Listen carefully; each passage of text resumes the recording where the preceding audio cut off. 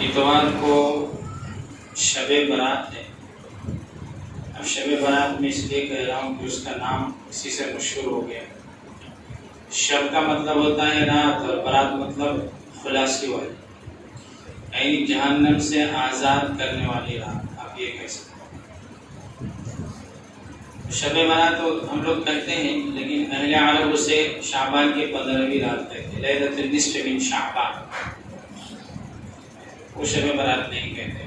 تو بہرحال کیونکہ اس سے ہی مشہور ہے، لوگوں کو پتہ چلتا ہے، تو پرسوں انشاءاللہ رہے گی، تو میں نے سوچا کہ اس کے تعلق سے کچھ بات آ جائے، کیونکہ اتوار کو کوئی پروگرام ہونا نہیں ہے، مائک کا بھی استعمال نہیں ہوگا، ٹھیک ہے۔ حکومت کی طرف سے سختی کے ساتھ منع ہے، قبرستان بھی نہیں جانا ہے، اور قبرستان جناب محمد رسول اللہ صلی اللہ علیہ وسلم گئے ہیں، سنت ہے، کس طرح کی سنت انشاءاللہ وہ بھی میں بتاؤں گا آپ کو۔ وہاں پر پولیس کی نگرانی رہے گی، تو گروپ کے ساتھ، جماعت کے ساتھ جانا، پھر ہمارے بچے جو بائک اڑاتے رہتے ہیں، پھر وہ شب قدر میں، شب برات میں اسی ہوتا ہے، پھر سیخ کباب کے جوگیشری جا رہے ہیں، میرا روڈ جا رہے ہیں، سب غلط بات، ایکسیڈنٹ ہو جاتے ہیں، حادثے ہو جاتے ہیں، تو بہرحال تو ایسا تو کرنا ہی نہیں چاہیے۔ حکومت کی طرف سے منع نہ ہو تب بھی، اب تو منع ہی ہے۔ قبرستان کے پاس بھی پولیس کی نگرانی رہے گی، جہاں پر آپ کو گروپ میں دیکھیں تو بھی ہو سکتا ہے ڈنڈے چلائے، فائن مارے، تو ایسی حرکت نہ کرے۔ بالکل جانا ہے تو تنہا آدمی جائے، تہجد کے وقت زیادہ سے زیادہ 2 آدمی ہونا تو چاہیے کہ ایک ہی آدمی۔ جناب محمد رسول اللہ صلی اللہ علیہ وسلم اکیلے گئے جنت البقیع کے اندر، اس رات میں آپ اکیلے گئے تھے، اور کوئی صحابی آپ کے ساتھ تھا نہیں، اور خاموشی سے گئے، اور آپ خاموشی سے تشریف لائے۔ پیچھے حضرت عائشہ رضی اللہ تعالیٰ عنہ آپ کو دیکھنے کے لیے گئی، کیونکہ آپ دونوں ساتھ میں آرام کر رہے تھے، ایک ہی بستر۔ تو اگر جانا ہے تو اکیلے جائے آدمی، ویسے بھی ٹھیک ہے۔ بہرحال اس کی تھوڑی سی تفصیل آ جائے گی انشاءاللہ۔ حدیث کے اندر آتا ہے اذا كانت ليلة النصف من شعبان فقوموا ليلها وصوموا يومها فإن الله تبارك وتعالى ينزل فيها لغروب الشمس إلى السماء الدنيا فإن الله تبارك وتعالى يقول ألا من مستغفر فأغفر له، ألا من مسترزق فأرزق له، ألا من مبتلى فأعافيه، ألا كذا حتى يطلع الفجر، رواه ابن ماجہ۔ شب برات کے تعلق سے جو حدیثیں ہیں تو آپ اس چیز کو ذہن میں رکھیں، یہ ضعیف حدیثیں ہیں، کمزور حدیثیں ہیں، بہرحال لیکن یہ حسن کا درجہ رکھتی ہیں، کیونکہ بہت سارے ضعیف راوی جب مل جاتے ہیں تو اس کے اندر قوت پیدا ہو جاتی ہے، تو ہم لوگ عمل کر سکتے ہیں، ایسا نہیں ہے، لیکن بہت ہی زیادہ اس کے اندر جو اور چیزیں ہوتی ہیں، بھئی حلوہ ہی بنایا جائے اس کے بغیر تو شب برات نہیں ہوگی، یا خاص قسم کی ڈش بنائی جائے اس کے بغیر جو ہے رات نہیں ہوگی، یہ تو اللہ سے تعلق والی رات ہے۔ آپ اللہ سے تعلق جوڑے اپنا تنہائی کے ساتھ، اس لیے شب برات ہو گئی، شب قدر جو رمضان میں آتی ہے 27ویں شب، وہ ہو گئی 27 رمضان۔ ان سب راتوں کے اندر جماعت سے نماز پڑھنا، نفل نماز، تہجد ہو گئی یا اور کوئی نماز، یہ بھی منع ہے، مکروہ لکھا ہے فقہ۔ اس کی وجہ یہ ہے کہ یہ رات اللہ اس کے بندے کے لیے، بندہ تنہائی میں اللہ سے چپکے چپکے باتیں، وہ ہو اور اس کا رب ہو، تیسرا کوئی نہ، جی تو اپنے گناہوں کی معافی تلافی، اللہ کے سامنے اپنے دکھ درد کو رکھنا، اس لیے یہ راتیں اللہ تعالیٰ نے عطا ہے۔ بہرحال تو اب اس کے اندر کیا فرماتے ہیں آقا مدنی جناب محمد رسول اللہ صلی اللہ علیہ وسلم فرماتے ہیں اذا كانت ليلة النصف من شعبان فقوموا ليلها وصوموا يومها، فرماتے ہیں کہ جب شعبان کی 15ویں رات ہوتی ہے، ابھی جو آنے والی ہے پرسوں، تو اللہ کے نبی صلی اللہ علیہ وسلم فرماتے ہیں فقوموا لیلہا، رات کے اندر تم قیام کرو، کھڑے ہو جاؤ، انہیں عبادت کرو۔ اب قیام کا مطلب صرف نماز ہی نہیں ہے، ساری چیزیں آ گئی، کیونکہ نماز جیسی عظیم الشان عبادت کے لیے کہا جا رہا ہے، دوسرے بھی آپ عمل کر سکتے ہیں، کوئی مخصوص عبادت اس کے اندر نہیں ہے۔ تو زیادہ تر ہو سکے تو آدمی نفل وغیرہ تھوڑا پڑھ لے، اور اس سے بھی زیادہ یہ ہے کہ اپنے گناہوں کی معافی طلب، اللہ کے سامنے روئے دھوئے، اپنے کاروبار کی ترقی مانگے، اپنے دکھ دردوں کو سامنے رکھے، اللہ سے کہے کہ اللہ یہ حالات ہے، گھر میں پریشانی ہے، یہ بیماری ہے اور یہ تکلیف ہے، یہ دکھ درد، تو سب رکھنا ہے اللہ کے سامنے، آپ کا اور اللہ کا تعلق۔ تو کہا کہ اس رات کے اندر اللہ کی عبادت کریں، وہ صوموا یومہا، اللہ توفیق دے تو روزہ بھی رکھ لے، صبح اٹھ کر آپ کیا کریں، روزہ بھی رکھ لیں۔ تو اگر توفیق دیتے اللہ تو ٹھیک ہے، کوئی رکھنا ضروری نہیں ہے۔ ویسے تو اللہ کے نبی جناب محمد رسول اللہ صلی اللہ علیہ وسلم کا معمول تھا، آپ رمضان المبارک کی تیاری رجب سے شروع کرتے، شعبان سے پہلے کا جو مہینہ گیا نا، گزشتہ مہینہ، عربی مہینہ، وہ رجب تھا، تو رجب اور شعبان، اور آپ دعا کرتے اللہم بارک لنا فی رجب و شعبان وبلغنا الى رمضان، اے اللہ رجب اور شعبان کے اندر ہمیں برکت عطا فرما اور عافیت اور سکون کے ساتھ رمضان تک ہمیں پہنچا۔ تو آپ رمضان کی تیاری رجب اور شعبان سے شروع کرتے، اور اکثر ایسا ہوتا ہے کہ شعبان کے آپ پورے مہینے روزہ رکھتے ہیں۔ شعبان کا جو یہ مہینہ جو چل رہا ہے، رمضان سے پہلے والا مہینہ، تو آپ کا معاملہ کبھی ایسا ہوتا ہے کہ پورے شعبان میں آپ روزہ رکھتے، لیکن ہمیں منع کیا گیا، ہم کو سارے مہینے کے روزے رکھنا نہیں، 2-3 روزے رکھ لیں اللہ توفیق۔ بس وجہ اس کی یہ ہے کہ کہیں ایسا نہ ہو کہ رمضان شعبان میں تو آپ رکھ لیں اور جب رمضان آئے آپ کمزور پڑ جاؤ، یا آپ کا جذبہ کم پڑ جائے، آپ کا جوش، جو ہمت، جو ولولہ ہے رمضان کے لیے، اس کے اندر کہیں کمی نہ آ جائے۔ اللہ کے نبی جناب محمد رسول اللہ صلی اللہ علیہ وسلم کی بات تو الگ تھی، اللہ کی طرف سے روحانی طاقت و قوت ہوتی، تو نبیوں کا معاملہ اگر الگ ہوتا ہے، تو ہمارے نبی کا معمول تھا کہ شعبان کے آپ اکثر روزے رکھتے تھے، شعبان کے آپ اکثر، اور ایام 20 تو آپ کا معمول تھا، عربی مہینے کی 13، 14، 15 ہر مہینے کی، یہ آپ کا معمول تھا، مہینے کے ہر 3 دن آپ روزہ رکھتے۔ تو اگر اللہ توفیق دے دے آپ کو تو آپ 15 کو رکھ لیں، یا 2-3 اور روزے اللہ توفیق دے تو آپ رکھ سکتے ہیں۔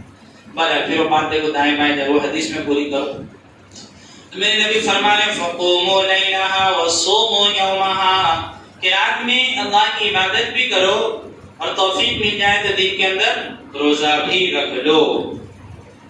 کیوں بھائی؟ فإن اللہ تبارک و تعالی، کیونکہ اللہ تبارک و تعالی آسمان دنیا کی طرف آتے، اپنی رحمتوں کے ساتھ متوجہ ہوتے اللہ نے۔ اب دیکھیے اللہ رب العالمین اس رات کے اندر اپنے بندے کو پکارتے ہیں۔ یوں تو سال بھر بندہ اپنے رب کو پکارتا ہے اور کہتا ہے کہ اللہ میرے گناہوں کو معاف فرما دے، میری روزی کے اندر برکت عطا فرما دے، میرے کاروبار کے اندر ترقی عطا فرما دے۔ یہ ایسی برکت اور عظمت والی رات ہے کہ اللہ رب العالمین خود اپنے بندے کو پکارتے ہیں اور کہتے ہیں الا من مستغفر فاغفر له، ارے کوئی معافی کا چاہنے والا ہے، کوئی استغفار کرنے والا ہے، کوئی مغفرت کا چاہنے والا ہے جسے میں معاف کروں۔ الا من مسترزق فارزق له، ارے کوئی روزی کا چاہنے والا، اللہ کہہ رہے ہیں اس رات کے اندر، اللہ کہہ رہے ہیں کب آتے ہیں؟ اللہ غروب الشمس کے بعد، یعنی مغرب سے ہی آ جاتے ہیں، اور اللہ کی طرف سے یہ اعلان ہوتا ہے، اللہ کہتے ہیں الا من مسترزق فارزق له، کوئی رزق کا مانگنے والا ہے جس کی رزق کے اندر تنگی ہو، کاروبار کے اعتبار سے جو پریشان ہو، کھانے کے اعتبار سے، رزق کا مطلب یہاں پر کھانا نہیں، کاروبار ہو جائے گا، کاروبار اچھا چلے گا تب تو کھانا کھائے گا نا بھائی، کاروبار اچھا نہیں چلے گا تو پھر تو بڑی پریشانی ہو جائے گی اس کو، تو 2 وقت کا کبھی 1 وقت میں ہی چلانا پڑے گا، ایسا بھی ہو سکتا ہے۔ تو رزق سے مراد حدیث اور قرآن میں جہاں پر آتا ہے کاروبار، آپ کی تجارت۔ تو کسی کو کوئی تجارت کے اندر پریشان ہے تو اللہ فرماتے ہیں فارزق له، مجھ سے مانگے میں اسے عطا کروں گا۔ الا من مبتلا فاعافی، کوئی مصیبت زدہ ہے، کوئی پریشانی میں ہے، کوئی تکلیف میں ہے تو اللہ فرمانے مجھ سے کہے فاعافی، میں اسے عافیت دوں گا، میں اس تکلیف سے اسے چھٹکارا دے دوں گا، اس مصیبت، اس پریشانی، اس دکھ دردوں کو میں دور کر دوں گا۔ الا کذا الا کذا، اسی طرح اللہ رب العالمین اپنے بندوں کو آواز دیتے ہیں، ندا دیتے ہیں، حتی یطلع الفجر، یہاں تک کہ طلوع فجر ہو جائے، یعنی فجر کی نماز کا وقت ہو جائے، غروب شمس سے، یعنی پرسوں جو رات ہے مغرب سے اللہ کی طرف سے ندا ہوتی ہے کہ کوئی معافی چاہنے والا ہے جسے میں معاف کروں، کوئی تکلیف زدہ ہے جس کی تکلیف کو میں دور کروں، کوئی روزی کا چاہنے والا ہے جسے میں روزی عطا کروں، حتی یطلع الفجر، یہاں تک کہ جب فجر کی نماز کا وقت ہو جائے اللہ رب العالمین ندا دیتے ہیں۔ اللہ کے نبی جناب محمد رسول اللہ صلی اللہ علیہ وسلم نے کیا عمل کیا اس رات میں؟ حضرت عائشہ رضی اللہ تعالی عنہ فرماتی ہے فَأَطَالَ السُّجُودِ، نبی علیہ السلام نے لمبا سجدہ کیا، فَأَطَالَ السُّجُودِ حَتَّى ظَنَنْتُ أَنَّهُ قَدْ قُبِضَ۔ حضرت عائشہ رضی اللہ تعالی عنہ فرماتی ہے، جو آپ کی اہلیہ ہے، بیوی ہے، کہتی ہے مجھے ایسے گمان ہوا کہ آپ کی روح پرواز کر گئی، آپ دنیا سے تشریف لے گئے۔ فَتَحَرَّكْتُ إِبْهَامَهُ، تو میں نے آپ صلی اللہ علیہ وسلم کے انگوٹھے کو حرکت دی، ہلایا، فَتَحَرَّكَهُ، تو وہ ہل گیا، تو میں سمجھ گئی کہ نہیں آپ صحیح سالم ہیں، آپ سلامت۔ حَتَّى فَرَغَ مِنْ صَلَاتِهِ، جب آپ صلی اللہ علیہ وسلم نماز سے فارغ ہوئے تو حضرت عائشہ رضی اللہ عنہ سے فرمایا یا عائشہ او یا حمیرہ، آپ نے عائشہ کہا یا حمیرہ کہا؟ حمیرہ آپ محبت میں کہا کرتے ہیں، تو کبھی محبت والے الفاظ بھی دیا کرو اپنی بیوی کو، بھلے دل میں آپ کے محبت نہ ہو لیکن زبان سے کبھی شونا، کبھی پیاری، یا جو بھی آپ کے جانو وانو بھی کچھ ایسا چلتا ہے تو بیوی کے لیے تو جائز ہے۔ بھائی مولانا صاحب یہ کیا کہہ رہے ہیں؟ ارے یہ جائز ہے، یہ محبت بتاؤ بیوی کو، ہاں یہ گرل فرینڈ بوائے فرینڈ والا معاملہ یہ نہیں ہے، اسلام کے اندر اس کی کوئی حقیقت نہیں ہے، یہ جائز ہے، وہ حرام ہے، تو ثبوت ہی نہیں ہے، اسلام اس کی اجازت ہی نہیں دیتا۔ ہاں بیوی سے محبت یہ بہت بڑی عبادت ہے، بہت بڑی بات۔ بھلے آپ کے دل میں تھوڑی سی خلاش ہے، دل میں کھٹاس ہے، تو وہ بیویوں کا کیا معاملہ ہے معلوم، ایک وقت کی روٹی نہ ملے چلے گا لیکن انہیں محبت چاہیے، پیار چاہیے، میٹھے الفاظ چاہیے شوہر کی طرف سے،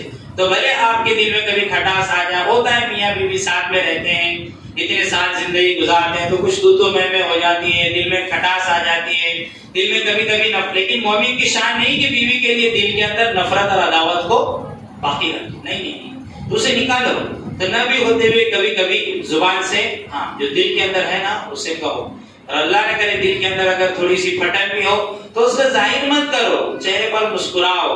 یہاں سے اب آپ تو چاہتے ہو کہ جب ہم گھر پر جائیں سلام کرتے ہوئے اور بیوی پانی کا جو گلاس دے دے، مسکرا کر ہم سے بات کرے، محبت بھری بات کرے، ہمارے سر میں تیل ڈالے، اپنی باہوں میں ہمیں لے اور جو اچھے سے مسکرا کر، تو آپ تو یہ چاہتے ہیں، تو وہ بھی تو چاہتی ہے کچھ، آپ تو سارا آفس کا کاروبار کا ٹینشن دیکھو، بات بھی دوسری طرف چلے جائے لیکن وہ اسی کا حصہ ہے، تو سارا ٹینشن آپ جو ہے گھر کے اوپر لے کر جاتے ہو، اور آپ جو الٹا سیدھا بکتے ہو، گالی گلوچ اور غصہ کرتے ہو، تو اب کیا امید رکھتے ہو کہ وہ محبت والی باتیں کریں؟ یہاں سے بھی تو اپنا تو حق ادا کرو۔ ہم کیا ہے نا، اپنا حق کسی کو ادا نہیں کرنے کا، دوسرے پر جو حق ہے نا وہ چاہیے صاحب، یہ کیسا اسلام ہے بھائی؟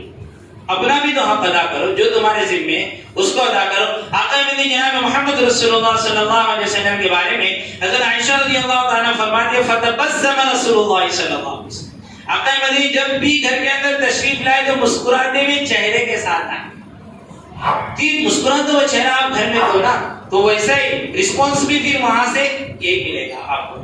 دکان کا ٹینشن، کاروبار کا ٹینشن، تجارت کا ٹینشن، کھیتی باڑی کا ٹینشن، لوگوں کا ٹینشن، سب وہیں چھوڑو، گھر کے اندر مسکراتے ہوئے سلام کرتے ہوئے، بچوں کو گود میں لے لو، بیوی سے محبت بنا، تو یہ چیز ہے۔ تو ہاں، تو اللہ کے نبی صلی اللہ علیہ وسلم جب نماز سے فارغ ہوئے تو آپ نے محبت سے، یہاں سے بات چلی، تو آپ صلی اللہ علیہ وسلم محبت میں حمیرہ کہتے تھے، حمیرہ، عائشہ آپ کا نام تھا، عائشہ بھی کہتے تھے، لیکن جب زیادہ لاڈ کرنا ہوتا تھا، زیادہ محبت کو ظاہر کرنا ہوتا تھا تو آپ اکثر محبت میں حضرت عائشہ رضی اللہ عنہ سے کہتے حمیرہ۔ تو آپ نے یہاں پر کہا حمیرہ انہو قد ظننتی قد خانک، حمیرہ تم نے یہ گمان کیا تھا کہ محمد عربی صلی اللہ علیہ وسلم تمہارے ساتھ خیانت کریں گے، تو حضرت عائشہ رضی اللہ عنہ فرمایا نا، اللہ کے نبی صلی اللہ علیہ وسلم اطال السجود، آپ کا سجدہ لمبا ہو گیا تو مجھے یہ گمان ہونے لگا کہیں آپ کی روح پرواز تو نہیں کر گئی، اس لیے میں نے انگوٹھے پر حرکت دی. پھر آپ صلی اللہ علیہ وسلم نے فرمایا اتدری ایھا هذه اللیلہ، عائشہ تمہیں پتہ ہے یہ کیسی رات ہے؟ حضرت عائشہ رضی اللہ تعالیٰ نے فرمایا اللہ ورسولہ اعلم، اللہ ان کے رسول بہتر جانتے ہیں، زیادہ جانتے ہیں. اللہ کے نبی صلی اللہ علیہ وسلم نے فرمایا هذه ليلة النصف من شعبان، یہ شعبان کی 15ویں رات ہے عائشہ، اور وَيَسْتَغْفِرُ لِلْمُسْتَغْفِرِينَ وَيَرْحَمُ لِلْمُسْتَرْحَمِينَ، یہ ایسی برکت اور عظمت والی رات ہے جو اپنے رب سے معافی مانگتا ہے اللہ اسے معاف فرماتے ہیں، اللہ سے جو رحم مانگتا ہے اللہ اس کے ساتھ رحم کا معاملہ کرتے ہیں. وَيُؤَخِّرُ لِأَهْلِ الْإِفْكِ كَمَا هُوَ، لیکن کچھ لوگ ہیں جو اپنے دلوں کے اندر بغض اور نفرت پال کر رکھتے ہیں، اللہ ان کی معافی نہیں کرتے، ان کے حال پر چھوڑ دیتے ہیں جب تک کہ وہ معافی تلافی خود نہ کریں. تو کچھ لوگ ہیں جن کی ایسی برکت اور عظمت والی رات میں معافی نہیں ہوتی. تو ایک بندہ تو وہ ہے اس کے اندر سے جو اپنے دل کے اندر نفرتیں پال کر رکھتا ہو، حسد کرتا ہوں. تو نفرت حسد کیا ہوتا ہے کہ نفرت ہے آپ کو سامنے والے سے اور آپ اسے نقصان پہنچانے کی کوشش کریں کہ مجھے موقع ملے میں اسے نقصان پہنچاؤں. تو یہ حسد، یہ نفرت، یہ جلن ایسا بندہ ہے تو اللہ اس کی معافی، ارے بولا نا بھائی، معافی نہیں کرے. تو اس رات کے آنے سے پہلے اپنے دلوں کو کیا کرتے ہیں ہم لوگ؟ صاف کر لیں. اپنے رشتہ داروں سے، دوست احباب سے، اور جو اڑوس پڑوس ہوتے ہیں ساتھ میں رہتے ہیں، کوئی جنگل میں تھوڑی نہ رہتے ہیں ہم لوگ، اسی کا نام تو زندگی ہے. اسی کاروبار میں رہتے ہوئے، رشتہ داروں میں رہتے ہوئے، پڑوسیوں کے ساتھ رہتے ہوئے کچھ انبن ہو جاتی ہے، اللہ کے لیے معاف کرے، اور یہیں سے اللہ ملتا ہے. یہیں سے کوئی تسبیح بنی اسرائیل کی طرح تسبیح لے لو، پہاڑوں میں چلے جاؤ، ملنگ بن جاؤ، اللہ اللہ کرتے رہو، یہ اسلام میں نہیں ہے. اسے کہتے ہیں رحمانیت. بنی اسرائیل میں تھا، حضرت موسیٰ علیہ السلام کی قوم میں ایسا ہی تھا، اور کچھ لوگوں میں ایسا تھا کہ اللہ خوش نہیں ہوگا، اللہ نہیں ملے گا جب تک کہ تم دنیا داری کاروبار چھوڑ کر کہاں پر نہ چلے جاؤ، جنگل کے اندر نہ چلے جاؤ، اور بس اللہ ہی اللہ کرتے رہو، اللہ ہی کی عبادت کرتے رہو. لیکن امت محمدیہ کے اندر ایسا صلی اللہ علیہ وسلم ایسا نہیں ہے. اللہ ملے گا تمہیں کاروبار کے اندر رہتے ہوئے، دھوکہ مت دو، دغا بازی نہ کرو، جھوٹ نہ بولو، گھر کے اندر رہتے ہوئے بیوی کا حق ادا کرتے ہوئے، مسکرا کر محبت کے ساتھ رہتے ہوئے، بچوں کا حق ادا کر ان کے ساتھ کبھی مستی کرتے ہوئے، کبھی کندھے پر لے کر، کبھی پیٹ پر لے کر، اور کبھی گود میں لے کر، ہاں پڑوسیوں کے ساتھ جو ان کی طرف سے تکلیف آئے اسے برداشت کر دل کو صاف کرو. تو ہم لوگ رہتے ہیں تو دل میں محل کچھ آتا ہے، بھائی برتن ہے تو آواز آئی گھر کے اندر. وہ بڑے بزرگ مثال دیتے ہیں، کوئی میاں بیوی کی دوتا مہمہ ہو گئی تو وہ لوگ کہتے ہیں کہ بھائی گھر میں برتن ہے، آواز کا ہے. تو ہوتا ہے.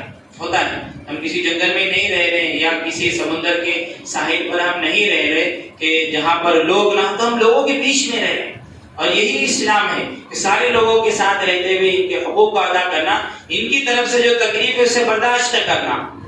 یہ صبر ہو گیا تو اللہ رب العالمین فرماتے ہیں انما یوفی الصابرون اجرهم بغیر حساب، کہ جو صبر کے ساتھ زندگی گزارے گا اللہ فرماتے ہیں بغیر حساب کتاب کے اسے جنت کے اندر ڈالیں گے. اتنی نیکیاں دیں گے، ہم بلینک چیک دیں گے.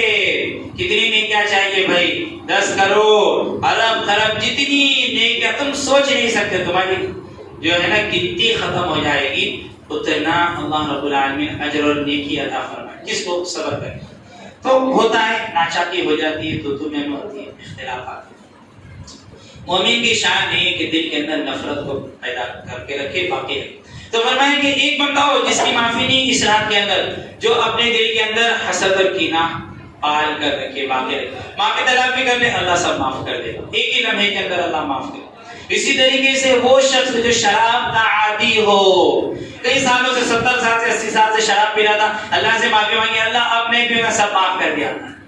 ہزاروں سال سے بھی اگر پیتا ہوں، اتنی تو عمر نہیں، لیکن ایک مثال دے، مان لو، فرض کرو کئی زمانے سے پی رہا تھا، اب اللہ سے کہہ دیا اس رات میں کہ اللہ اب میں شراب کا ہاتھ نہیں لگاؤں گا، میں سچی پکی توبہ کرتا ہوں، اللہ 70-80 سال کے سارے گناہ کو معاف. اللہ کے لیے کیا مسئلہ، اللہ کے لیے کریں. اسی طریقے سے ایک شخص ہو جو والدین کا دل دکھانے والا، نافرمان نہیں، نافرمان تو کبھی کبھی ہو جاتی ہے، چلو کبھی اونچی آواز سے کہہ دیا، کبھی 4-6 مہینے میں ٹینشن میں تھا کچھ کہہ دیا، تو وہ نافرمانی ہو گئی، وہ بھی نہیں ہونا چاہیے، غلط ہے، چلو کہہ دیا. حق الوالدین، لفظ حقوق آتا ہے، حق کا حقوق کا مطلب ہوتا ہے دل پھاڑ کے رکھ دے، ایسے الفاظ کا استعمال کرنا کہ دل کو چیر دے والدین، کہ دل کو ٹھیس پہنچ جائے. تو کہا کہ اس کی بھی مغفرت نہیں ہے، معافی نہیں. کتنے بھی سجدے مار لے، کتنا بھی قرآن پڑھ لے، ہاں ماں باپ کے پاس گیا پیر پکڑ لیے، امی ابھی نہیں کروں گا، ابا جی ابھی معاف کر، تو اللہ سب معاف کر دے. انہوں نے معاف کر دیا، اللہ بھی معاف کر دیا. جن کے والدین نہیں تو خالہ ہے، ماں کی جگہ پر چاچی ہے، باپ نہیں ہے تو چاچا ہے، بڑے ابا ہے، تایا ہے، جو بھی ہے تو ان سے معافی تلافی کر لے. والدین چلے گئے، ان کے لیے جو ہے قرآن پڑھے، ذکر کرے، ان کے نام پر صدقہ وغیرہ دے دے. ٹھیک ہے، یہ تو اس بندے کی بھی معافی نہیں ہے جو والدین کے ساتھ اس طریقے سے معاملہ کرتا ہو. اسی طریقے سے ایک وہ شخص جل ازارہ ہو، اپنی ازار کو، لنگی ہو، تہبند ہو، پیجامہ ہو، جینس ہو، پینٹ ہو، یا یہ ٹکنے کے نیچے لٹکا رہا ہے صاحب. وہ سرکاری کام جو کرنے والے ہو تو پیسے دے کر صفائی کر دیں، یہ صاحب جو بغیر پیسے کی صفائی. اب وہ گندگی لگی ہوئی ہے، بچے پیشاب کرتے ہیں، ناپاکی ہوتی ہے، پیخانہ ہوتا ہے، اب اسی کے ساتھ آپ نمک، وہ ٹھیک ہے چلو ایک الگ مسئلہ ہو گیا. لیکن اللہ کے نبی جناب محمد رسول اللہ صلی اللہ علیہ وسلم فرماتے ہیں جو اپنے تہبند کو، پیجامہ، پینٹ وغیرہ جو بھی پہنتا اگر ٹخنے کے نیچے لٹکاتا ہے تو اس کی بھی معافی نہیں ہے، چاہے جتنے بھی نفل پڑھ لے، جتنے بھی توبہ کر لے. ہاں اگر یوں کہتے کہ اللہ اب نہیں، اب اوپر پہنوں گا تو اللہ سب معاف کر دیں گے. کئی سالوں سے لٹکاتا تھا، اللہ اس کو معاف کر دے. میرے پیارے دیکھو اللہ کے نبی صلی اللہ علیہ وسلم نے وہی باتیں بتائی، وما ينطق عن الهوى ان هو الا وحی یوحی، جو اللہ نے ہمارے نبی سے کہا ہے، اور اللہ نے ہمارے نبی سے وہی باتیں کہی جو ہمارے فائدے کی ہیں، صرف آخرت کے لیے نہیں بلکہ دنیا کے لیے بھی اس میں فائدہ ہے. اب سائنس نے اس پر ریسرچ کیا تو بتایا کہ یہ جو ٹخنے ہیں، اس کی جو نسیں جاتی ہے وہ براہ راست انسان کی قوت مردانگی سے تعلق رکھتی ہے، اور جب جب پیجامہ، سلوار یا لنگی یا جینس اس ٹخنے سے ٹکرائے گی آپ کی قوت مردانگی کے اوپر اثر پڑے گا. سمجھ لیا؟ تو بہرحال یہ تو سائنس ہے، ہمیں اس کی وجہ سے عمل نہیں کرنا. مجھے اور آپ کو تو عمل کرنا ہے کہ میرے آقا جناب محمد رسول اللہ صلی اللہ علیہ وسلم کا یہ حکم ہے، میرے نبی نے منع فرمایا. اب اس میں حکمت کیا ہے، اس میں فائدہ کیا ہے، اس میں نفع کیا ہے، کیا نقصان، یہ مجھے دیکھنے کی ضرورت، کیونکہ میری عقل بہت چھوٹی ہے، میری سمجھ بہت چھوٹی ہے. میرا اللہ ہے جو ساری عقل کا بادشاہ ہے. میرا اللہ مجھ سے زیادہ سمجھتا ہے کہ میرے لیے کیا نفع ہے اور کیا نقصان. تو بس ہم تو یہ ایمان والے سمعنا واطعنا آمنا وصدقنا، بس نبی نے کہہ دیا، اللہ نے بتا دیا قرآن میں، سن لیا اور عمل کیا. مجھے حکمت تلاش کرنے کی ضرورت، میری حیثیت ہی کیا ہے؟ ایک ناپاک منی کا قطرہ، اللہ نے جو حکم دیا میں حکمت تلاش کروں. میں ایک ناپاک منی کا قطرہ مٹی سے پیدا ہوا، نبی نے جو کہا اب میں اس پر ریسرچ کروں، ہاں بھئی اس میں کیا حکمت ہے اور اس میں فائدہ ہے تو عمل کروں گا، فائدہ نہیں ہے تو میں چھوڑ. نعوذ باللہ، یہ تو ایمانی کہاں تھا اس کا؟ مومن تو وہ ہے الذین یؤمنون بالغیب، جو کہہ دیا ہے اس پر ایمان ہے. آخرت، جہنم، جنت، پل صراط، اللہ کے سامنے حاضری، قیامت کا دن، قبر کے اندر کیا حالت، تو کچھ ہی نہیں دیکھا لیکن مانتے ہیں نا، مانتے ہیں. ایمان والے، یہی تو مومن کی شان ہے. تو فرمائیں کہ وہ بندہ جو اپنے ٹخنے وغیرہ کے نیچے کیا کرتا ہو، ازار وغیرہ جو بھی وہ پہنتا اسے اگر لٹکائے تو اس کی بھی معافی. ہاں کبھی بھوک کی وجہ سے کبھی پیجامہ نیچے چلا گیا، بات الگ، مستقل اس کی عادت نہیں ہونا چاہیے. تو آپ جو بھی پہنتے ہیں تھوڑا سا آپ اسے فولڈ کر لیں. دیکھو میں کبھی ٹوکتا نہیں ہوں، میری عادت ہے الحمدللہ، آپ بھی نہ ٹوکو. میں کوئی بغیر ٹوپی کے پڑھ لے ہو جائے گی نماز سے، چلو ٹھیک ہے بیچارہ آیا ہے، اللہ توفیق دے دے گا اسے. کیونکہ پینٹ وغیرہ نیچے جائے گی تو مسئلہ آ گیا تو میں نے بتا دیا. ابھی سب کے لیے آ گیا ہے، کسی پرٹیکولر کسی بندے کے لیے تو نہیں. جب آپ کسی کو بتا بھائی یہ کیا کر رہے ہو تو وہ اس میں تھوڑا سا گڑبڑ ہو جاتی ہے. اب تو یہاں پر عمومی طور پر جنت، اور یہاں پر جو بات ہوتی ہے اللہ کی قسم کسی خاص بندے کے لیے آپ یقین کریں، کوئی اپنے دل پر لے وہ بات الگ ہے، اور اس میں میرا کیا دوش ہے. جیسے چشمہ پہنو گے ویسا نظر آئے گا. میں تو سب کے لیے، یہاں تک کہ میں اپنے لیے بھی کہہ رہا ہوں، میں کوئی تھوڑی سے الگ ہوں، میں بھی تو خود محتاج ہوں. اور آپ یقین جانیں جو بندہ کہتا ہے نا اللہ اس سے پہلے عمل کی توفیق دیتا ہے. میں قرآن حدیث کی بات کرتا ہوں، اللہ سے نہیں چاہتا ہوں آپ تو بڑے اچھے لوگ ہیں، واقعتاً آپ یقین جانیں اس کا. آپ بڑے اچھے ہیں, آپ قرآن حدیث کو سن رہے ہیں. میرا معاملہ اللہ کا معاملہ کہ میں کہتا ہوں کہ اللہ آپ مجھے پہلے عمل کی توفیق دیجیے. قرآن حدیث کی جو میں بات بتا رہا ہوں, آپ پہلے مجھے عمل کی توفیق. تو ہم سب محتاج ہیں, ہمیں ایک ہی کشتی کے سوار ہے, کوئی بڑا چھوٹا نہیں. یہ تو اللہ فیصلہ کرے گا, مرنے کے بعد پتہ چلے گا کون چھوٹا ہے کون بڑا ہے, کون جنت ہے کون. ہم تو کسی کے بارے میں فیصلہ نہیں. ہاں کچھ غلط ہے تو اس کے اوپر کہہ دیتے ہیں بھائی اس وجہ سے کہ شاید کچھ خودداری آ جائے, کچھ غیرت آ جائے اور آپ اس گناہ سے بچ جائیں. یہ ہماری ذمہ داری ہے, ورنہ قیامت کے دن ہماری بھی پکڑ ہوگی, آپ کی بھی پکڑ ہوگی کہ انہیں پتہ ہونے کے باوجود بھی آپ نے بتایا کیوں نہیں. یہ تو کتمان علم ہے, یعنی علم کا چھپانا ہے. تو بھائی اب دیکھو بات کہاں چل رہی تھی بھائی بات. ہاں یہ جو ٹخنے کے نیچے جو لٹکا ہے, کہا کہ اس کی بھی مغفرت نہیں ہے. اور بھی کچھ لوگ ہیں لیکن وقت پورا ہو رہا ہے. تو بھائی دیکھیں یہ جو کچھ لوگ ہیں جن کی معافی نہیں ہے, تو جو بھی اس کے اندر مبتلا ہے وہ کیا کرے بھائی, اللہ سے کیا کر لے, معافی طلب. اور جو رشتہ داری میں, دوست احباب میں, آپس میں بھائی ہیں, پڑوس اڑوس پڑوس, وہ بھی معافی تلافی کر لے, اپنے دل کو کیا کر لے, صاف کرے. اسی طریقے سے بھی ایک اعلان جیسے میں نے آپ کو بتایا شروع کے اندر, شب برات پرسوں ہے, مسجد کے اندر کوئی پروگرام ہونے والا نہیں ہے. مسجد میں کوئی پروگرام نہیں ہوگا, تو مائک کا استعمال ہی نہیں ہوگا. تو جس کو بھی عبادت کرنا ہے خاموشی سے اپنی عبادت کرے, نفل وغیرہ پڑھ لے, تلاوت کر لے, اللہ کے سامنے اپنے گناہوں کی معافی تلافی کرے. اور کوشش ہو سکے تو آپ یہ کریں اپنے گھر کے اندر اپنی عبادت کا اہتمام کریں. آپ کو شاید معلوم ہو کہ محمد عربی صلی اللہ علیہ وسلم سنت وغیرہ اپنے گھر پر پڑھا کرتے تھے. اور ایک جگہ آپ نے فرمایا کہ اپنے گھروں کو قبرستان نہ بناؤ. کیا مطلب کہ گھر میں بھی کبھی نماز پڑھ لیا کرو, گھر میں بھی نفل پڑھ لیا کرو, سنتیں پڑھ لیا کرو, اور گھر کے اندر کبھی تلاوت کر لیا کرو. جیسے قبرستان کے اندر نماز اور تلاوت نہیں ہوتی, تمہارے گھروں کو قبرستان نہ بناؤ. لیکن کبھی گھر کے اندر گھر چھوٹے ہوتے ہیں, مسئلہ نہیں ہے ہمارا, تو چلو بھائی ٹھیک ہے, تو تکلیف ہے تو آپ یہاں پر آ جائے. خاموشی کے ساتھ عبادت کرنا ہے, کوئی گروپ کے ساتھ نہیں, کوئی جماعت کے ساتھ نہیں, ماسک کے اہتمام کے ساتھ. اور اسی طریقے سے فاصلہ رکھتے ہوئے, جو سفید پٹی ہے وہاں پر اپنا بیٹھ کر, الگ سے دور بیٹھ کر, اس طریقے سے. تو شب برات کے اندر انشاءاللہ یہاں پر کوئی پروگرام نہیں ہوگا. قبرستان کے اندر بھی جانے کی ضرورت نہیں ہے. جیسے میں نے آپ کو بتایا کہ محمد عربی صلی اللہ علیہ وسلم پوری زندگی کے اندر شب برات میں ایک ہی مرتبہ آپ گئے, اور وہ بھی آپ اکیلے گئے. اور یہ حدیث بھی وہ ضعیف ہے, آپ سن لیں. لیکن چلو ٹھیک ہے, کچھ لوگوں سے ملی ہے تو اس کے اندر کسی قدر جو قوت آ جاتی ہے. تو اگر آپ کو جانا ہے تو نبی اکیلے گئے, آپ بھی اکیلے گئے.